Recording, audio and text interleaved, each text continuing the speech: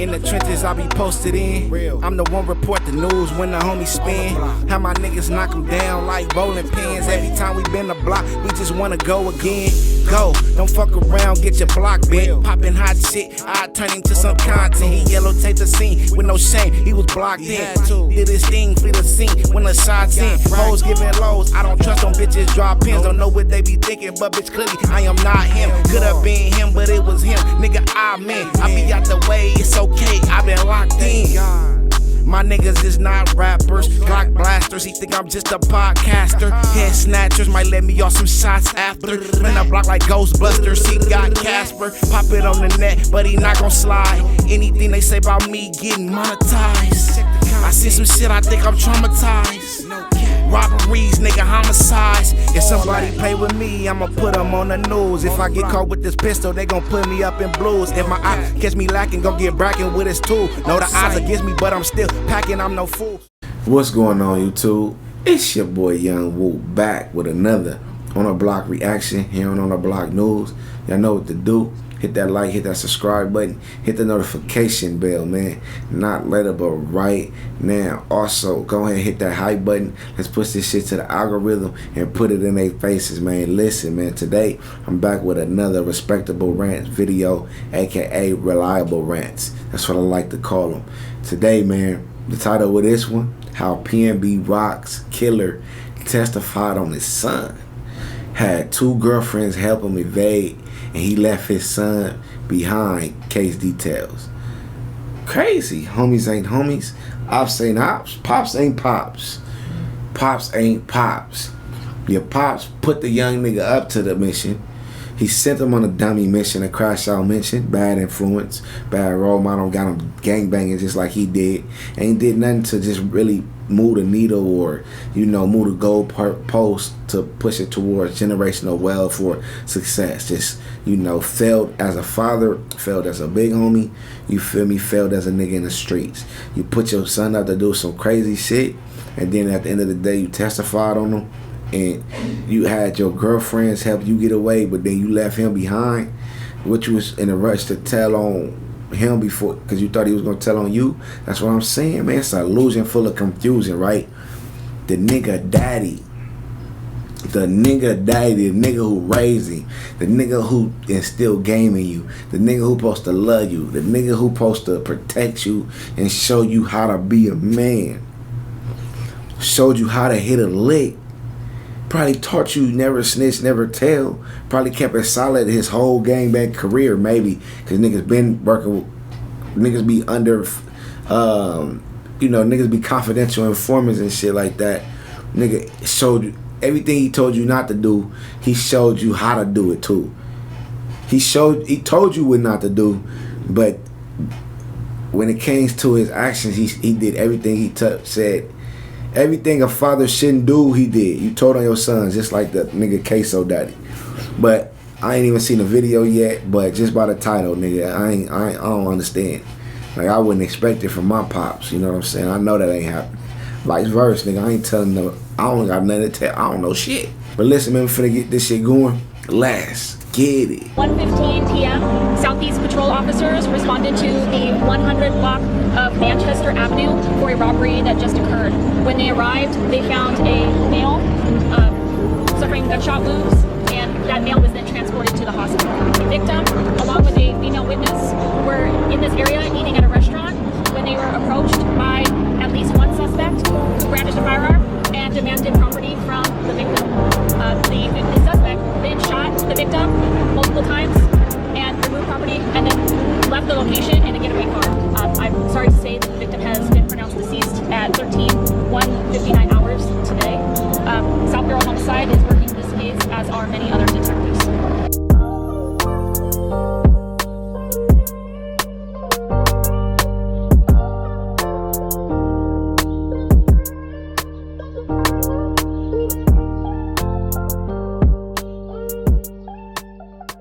Yeah, PnB Rock, he was bold, you feel what I'm saying? Because, you know, I don't give a fuck if I'm at nigga roof crash. Nigga with my jewels on, I'm watching everything moving, man. I don't trust nothing. You know what I'm saying? I don't trust the waitress. I don't trust the valet. Nigga, I don't trust the cook. I I don't trust the service. Nigga, I don't trust the motherfucker sweeping the floors. Nigga, I don't trust the owner. I'm very distrustful. So for PnB Rock, I guess he wasn't mindful where he was at, you know, but I'll never sit down in Roscoe's and feel comfortable enough to be just jeweled up in any amount of jewelry. You know what I'm saying? Just comfortable. Like mentally, like I'm looking over my shoulder. I've probably done it before, but that don't mean I was 100% comfortable, you know? But listen, man, we finna get this shit back going. Let's get it. In today's video, we're gonna be talking about how PnB Rock's killer would testify on his own son. And we're also gonna break down the details of the PnB Rock murder, but let's dive right into it. Now, as most of us know, PnB Rock was shot and killed at the Roscoe's Chicken and Waffles in South Central on September 12th of 2022. And this Roscoe's Chicken and Waffles would be on the east side of the 110 freeway. And as you can see, it would be located on Manchester Avenue, in the center of the Main Street Mafias, 8-7 Gangster Crips, and the Hoovers. But police would say that the shooting happened at around 1 o'clock in the afternoon, after an apparent robbery went bad. They would say that PnB Rock was sitting at the table with his girlfriend. And shortly after they sat at the table, somebody would walk into the Roscoe's Chicken and Waffle, pull out a firearm, and attempt to rob him. PnB Rock and the suspect exchanged a few words. But within seconds, the suspect shot PnB Rock, and he would take his jewelry off his body. The suspect then ran out of Roscoe's and ran back to his getaway vehicle. They would have everything on surveillance video, and they would see that the shooter ran back to a Buick Enclave. The suspect got away with PnB Rock's rings, and PnB Rock was also wearing 2 watches that the suspect would also take. And he would also snatch PnB Rock's chain, but the pendant fell off and he left it behind. And he would also take PnB Rock's girlfriend's watch. And this all happened after he shot PnB Rock. As soon as he walked in, he pointed the gun at his stomach and said, "Give me all that, I'll shoot you right now." And he just started shooting him. He took his rings off, necklaces off, took his 2 watches off, and he made me take my watch off. He said, "Give me that right now, I swear to God, I'll shoot you in the head." When detectives arrived to the scene, they said that PnB Rock had a firearm on him. But even though he had a gun on him, he wasn't able to get to it fast enough. They would value. So that was fear, you know what I'm saying? The young nigga got sent out on a crash mission, a crash dummy mission, you know what I'm saying? And his daddy put him up to it, put a battery in his back, you know, had him go do some stupid shit that he didn't even want to do.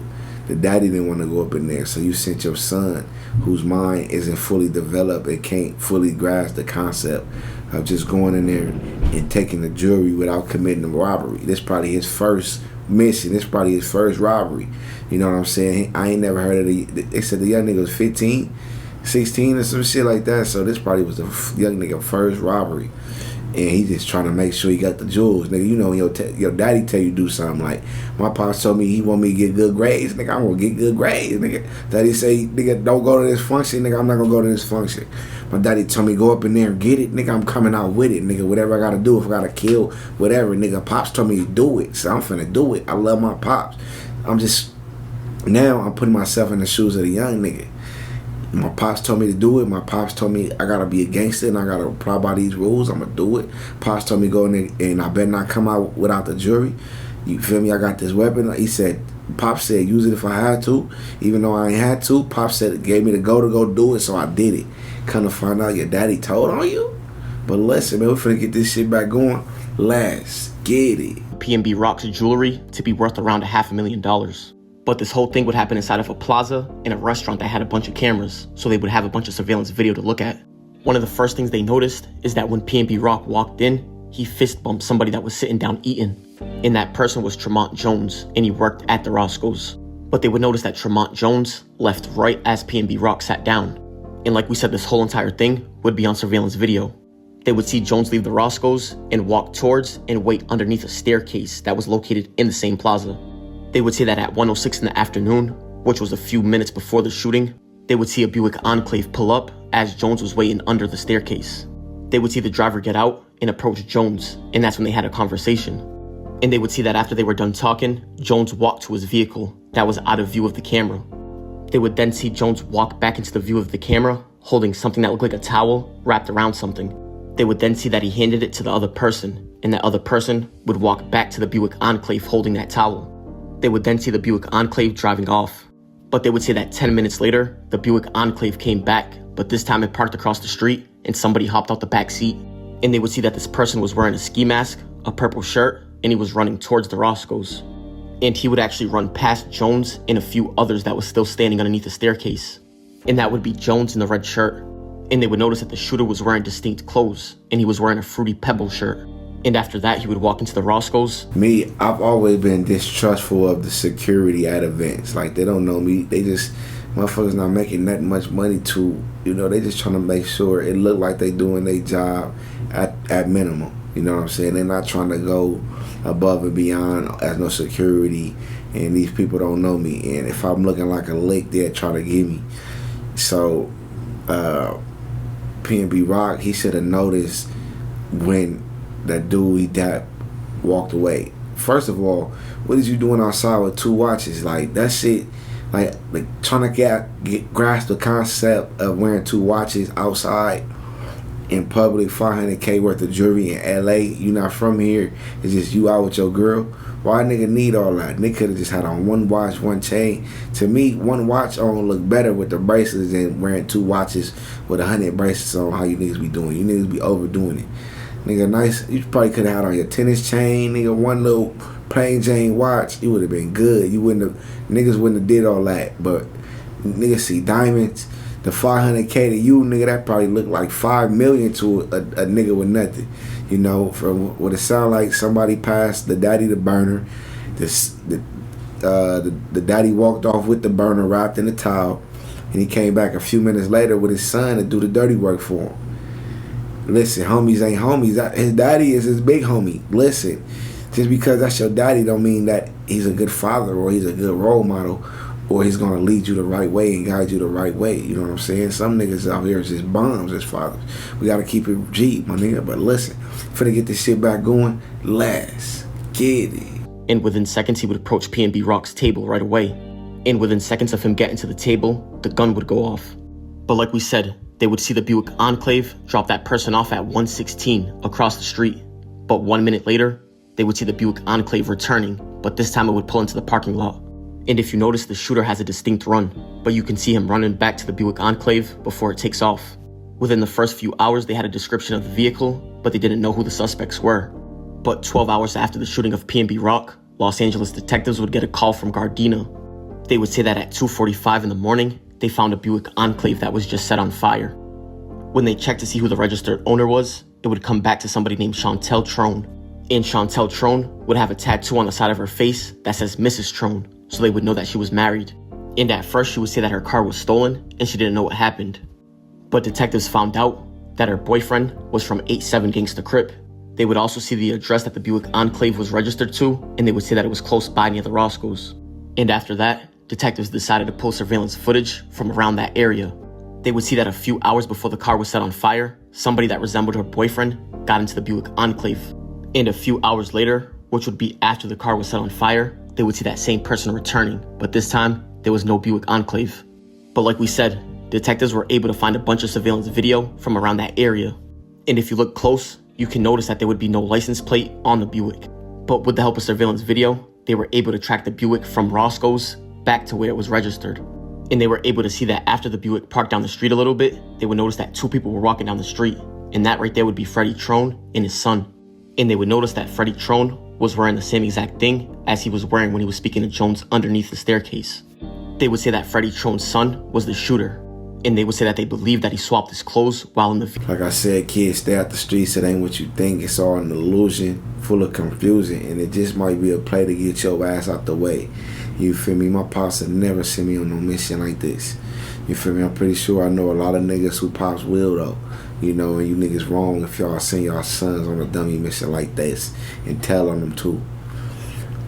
You do a mission and your girl shit, you burn it. First of all, you don't have no license plates on the car, so I guess that's kind of a good thing right there. That probably could have helped you avoid getting caught, but you bring more attention to the car. You set it on fire, nigga. It's registered to your girl. It don't make no sense to do that, nigga. That she got your name on her face. It's surveillance video, cameras all around your house. I thought, nigga, it's like this all around the projects. The whole hood got cameras all over that motherfucker. It's still crimes that go unsolved all throughout the city of LA, though. But if they really want to solve some shit, as you see, they can solve some shit. There's cameras everywhere. Every house on the blocks got cameras on this shit, you feel me? So it ain't no doing this, getting away with shit like this in these times. But listen, man, we finna get this shit back going. Let's get it. Vehicle. because as you can see right here, he's wearing something different. But Freddie Trone's son had a GPS ankle monitor on, and it pinged him to the scene of the crime. And he was actually arrested 11 days before the murder on September 3rd of 2022. And on that day, officers arrested after finding him in a park with a semi-automatic firearm inside of a backpack. They would say that the gun was fully loaded and had one in the head. But after his arrest, he was released on house arrest to his stepmother, who would be Chantel Trone. 2 weeks after the murder of PnB Rock, they would issue warrants for everybody. And they issued these warrants on September 27th of 2022. And on that day, they would arrest Chantel Trone and charge her with 1 count of accessory after the fact.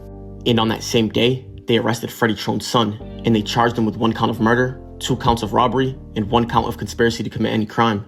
But Freddie Trone wasn't arrested until a few weeks later because he would go on the run to Las Vegas.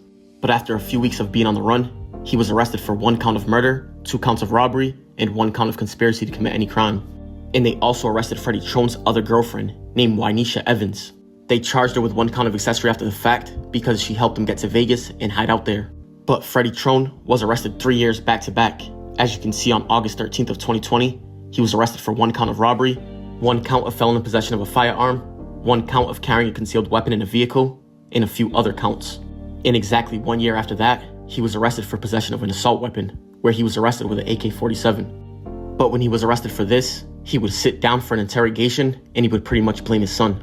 He goes by PnB Rock. This is the case that we're investigating right now. That's really unfortunate. God bless that young man. So, if y'all figured this guy, my son did it, why me and her? You're in here for murder. For 187.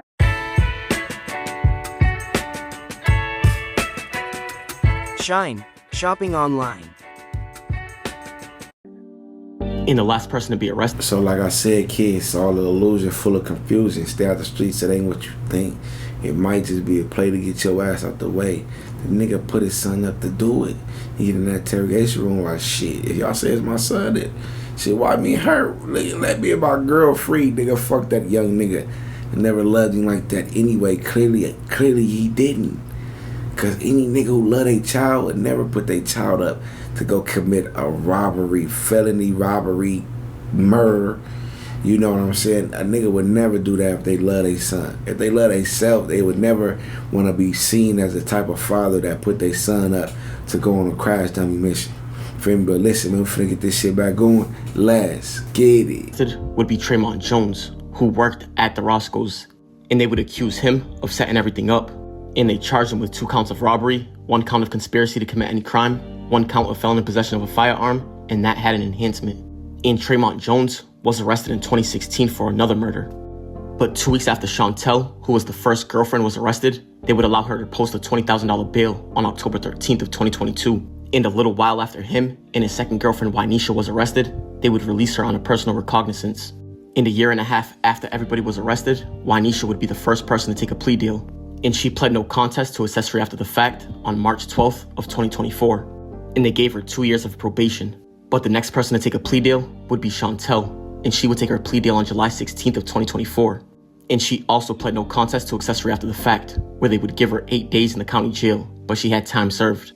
But even though Tremont Jones was not charged with the murder, they would try him and Freddie Trone together in the same trial. But Freddie Trone would testify at trial, and he would say that he didn't give his son a gun the day of the robbery, because he was scared of his son having any weapons around him.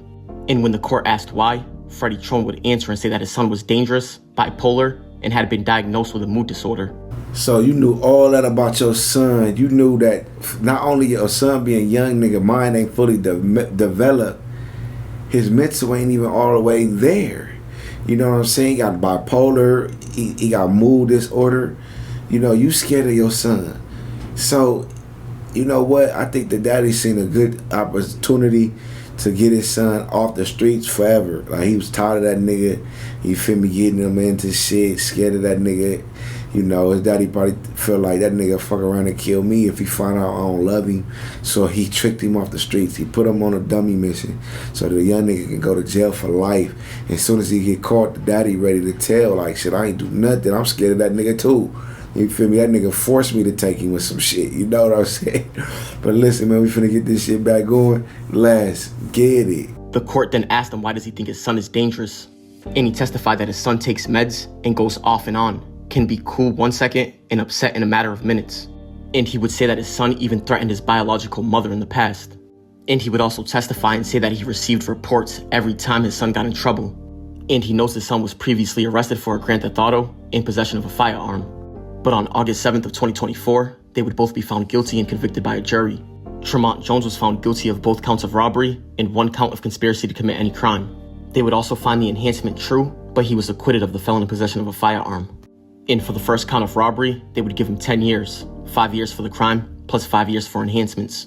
And for count 2, which would be the other enhancement, they would give him another 5 years. For the second robbery count, they would give him 2 years to run consecutive. And for the conspiracy to commit any crime, they would give him another 2 years to run consecutive. For a total of 19 years in state prison, and he's parole eligible in September of 2031. And as for Freddie Trone, he was found guilty on every single count. And for count 1, which would be the murder, they gave him 25 years to life. And they would also give him 4 months for the enhancement. On count 2, they gave him 5 years to run consecutive. Count 3, 1 year to run consecutive. And count 4, they would also give him another year. For a total of 32 years to life in state prison. And he's parole eligible in September of 2044. And as for his son, they would find him incompetent for trial, so they would drop the charges. Which means they don't think he's in the right state of mind to be charged with this murder or sane enough. The man accused of sending his son to kill rapper PnB Rock has now been found. And I just want to say, amen. I didn't know the case was going to turn out like that. I thought they was going to throw the book at the young nigga, but the crazy that motherfucker be trying to plead to incompetent for trial. Mine ain't strong enough to stand trial. The son got, and I agree with it. If your son is really going through all those things, diagnosed with all those mental disorders, and then you got a nigga who, his father, who got the most influence on his son, who got him out here in the streets, tell him to go do something, then turn around and try to tell on him and throw him under the bus, you do deserve what you got. Whatever they gave you, you deserve it, nigga. And son walked away free. He good. That's crazy. That's crazy. That's crazy, man. Listen, homies ain't homies. Ops ain't ops. Sometimes pops ain't pops. These gang politics, man. Finna get this shit back going, though. Let's get it. Found guilty of murder. Took jurors 4 hours to return that verdict against 42-year-old Freddie Lee Trone. PnB Rock, whose real name is Rakeem Allen, was shot and killed by Trone's 17-year-old son inside a Roscoe's Chicken and Waffles. The teen has been ruled incompetent to stand trial. Co-defendant Tremont Jones was also found guilty of robbery and conspiracy. But that right there is going to wrap it up for this video, and I appreciate you guys for tuning in. But let me know what you got. Man, shout out to Respectable Rants, you know what I'm saying, aka Reliable Rants. How PnB Rock's killer testified on his son. Had 2 girlfriends help him evade, and he left his son behind. Case details. Let me know what y'all think in the comments. Hit that like, hit that subscribe button, hit the notification bell, man. Not later, but right now. My name is Young Woo. This is On the Block News. He ain't think I was a pimp, now I'm breaking this bitch. It over. Throw my rollie in the sky and I'm shaking my wrist. Flex, I'm a project nigga, I came from the bricks. Twist my fingers in the air, I'm banging my clip. Heard he mad about a bitch, now I couldn't be me. Philly hat to the back, I'm pushing the P. I'ma think your whole choosing, she looking at me. Reposado with my cup, got cushion my lease. Hopped out the Benz, left in the coupe. Lit the doors, drop the top, and let up the roof. Every time I'm in your hood, I'm ready to shoot. If I up it, I'ma bust it, I'm letting it loose. Look, I ain't on the block, cause I'm checking some loot. Came with a bad bitch and I left with a few. I ain't worried about a nigga, you pressuring who? Never. And if I'm feeling pressure, might catch me a bow. If I'm feeling pressure, I'm catching a beat. In the gym, pushing weight, might sell me a piece. Like a locksmith, I look like I'm selling the keys. Watch what I say around these niggas, they telling police. Leave his face on the curb, now ain't stressed on the teeth. Double G LV, my head to my feet. Yo, Kettle Taco Bell got shells for the beef. Motherfucker DP, get axed off the street. You ain't never caught a hat, it's nothing but cat. I look like I'm alone, but I'm clutching the strap. Street niggas come first, give a fuck about rap. Heard your bitch creeping, you cuffing the rat. Thumb up in the crack while I fuck from the back. Should've put her on the track, she running me track. Fork it over.